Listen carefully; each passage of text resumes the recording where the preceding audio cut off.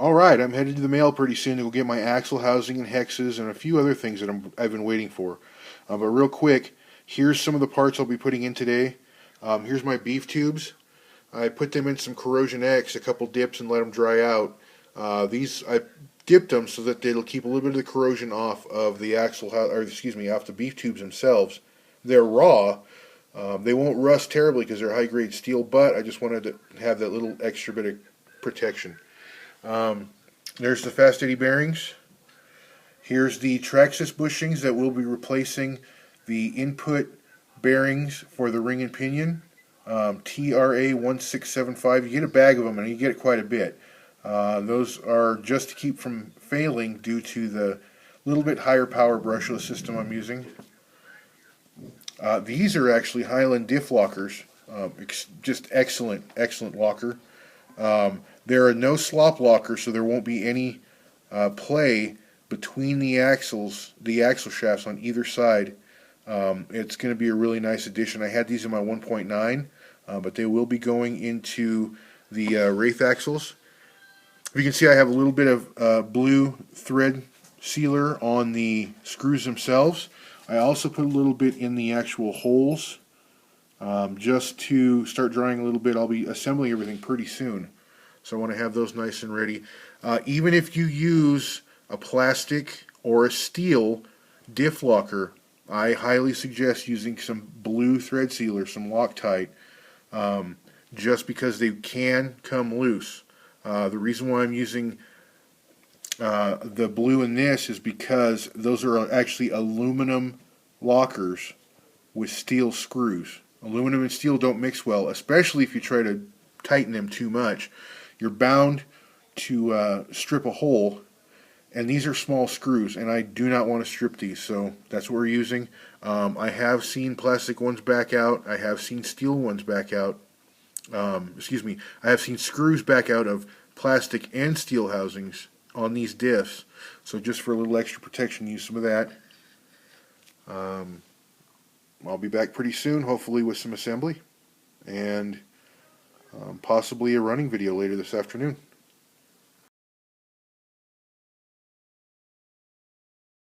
I'm going to do a demo really quick on the lockers I have in the truck right now before I take it apart. This is the rear. This is the front, just so I can show you. There's the front. The front is actually a hot racing diff case, and I believe with the HD locker, HD axial locker. You can see how much I can move this front tire, the right tire, before the left one actually kind of catches up with it. You see the left tire bouncing when I move the right tire. It's worked fine. Haven't had any problems with it. It's been on several different trucks. No big deal. The rear is a Grip Fab stainless steel locker. Also another fantastic locker. Let's see if I can balance the truck a little bit so that we can see how much play there is. Let's see here. So you can see the play between right and left before it actually engages with either side, the opposite side. Again, no problems, but I don't want to risk that little bit of a snatch under high power, just under the chance I might strip one of the ends of the axle stub, or excuse me, one of the axle shafts, or heaven forbid I strip the inside of the actual locker itself.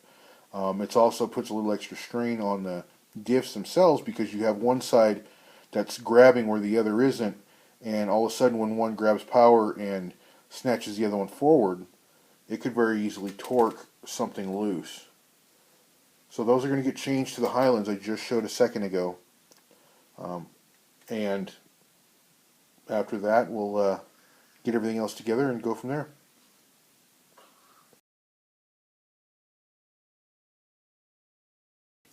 Alrighty, so I am putting in the beef tubes.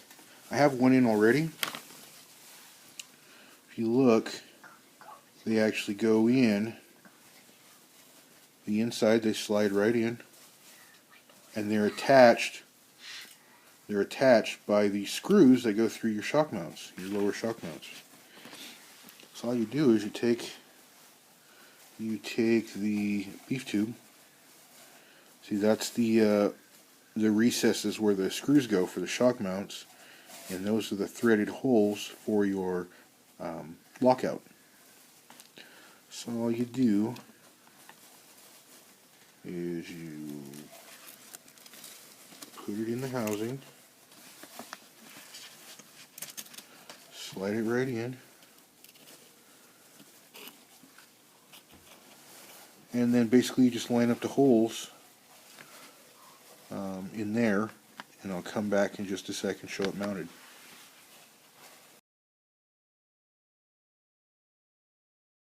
You see I have a different colored screw on this side. I'm not sure if it's a difference in the way the housing was molded or what, but I actually had to use a little bit longer screw. Remember not to use too long of a screw, because when you put your link in, if that screw is sticking out too far, your link will rub on it. That's not a good thing. If you happen to flip your shock mounts, it'll actually be your shock rubbing on it. So if you were to flip it, the shock mount would actually be pointing down like this. Let's say that's pointing forward, so that you actually get a lower ride height in all these parts.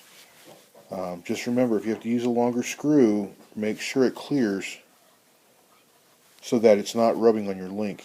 I installed the other beef tube. This screw right here actually sticks out just enough to stop it when I was poking it through. So I just had to back it off maybe 3 turns, or excuse me, 1.5 turns just to barely clear the tube itself. But the tube is in there, and I will get the rest of the axle assembled here shortly.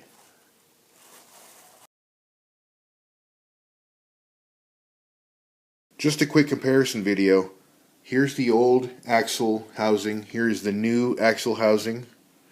This old axle housing was on for probably a good part of a year. It actually had beef tubes in it. I actually opted to get new beef tubes.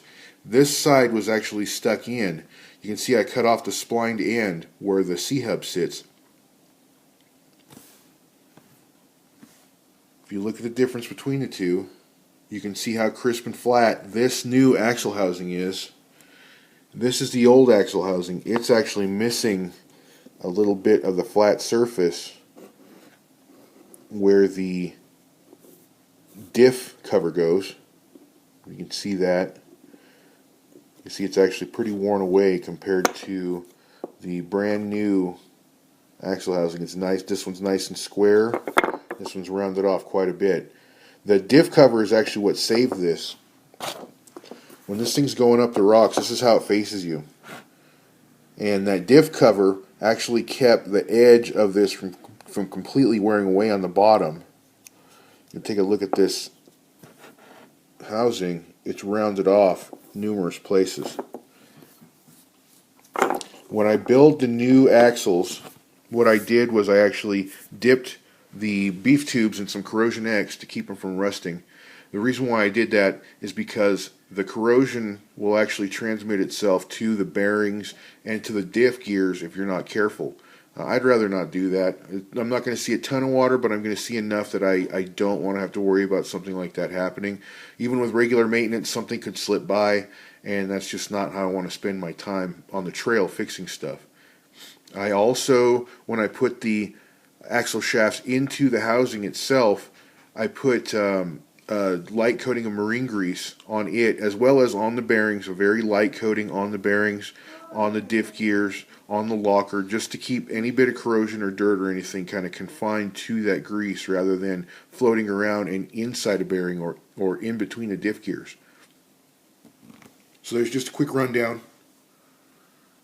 That's the difference between my old beat up axle housing and the new. This is actually for the rear. The front is already done, but this is for the front. This was on the front, excuse me.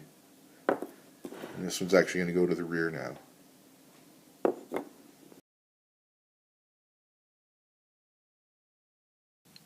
Here's the mostly completed axles. Fast Eddy bearing, beef tubes installed in the front, Traxxas bushings on the input shaft of the input gear of the diff gears. This is the Highland locker. You can see there's a screw right there. What happens is you insert your axle shafts so that they rest in there. You get them set to where you want them, and you tighten them down, and there's no slack between the two axles. Really cool setup. So there's the finished axles, and I'll be back with anything else I come up with.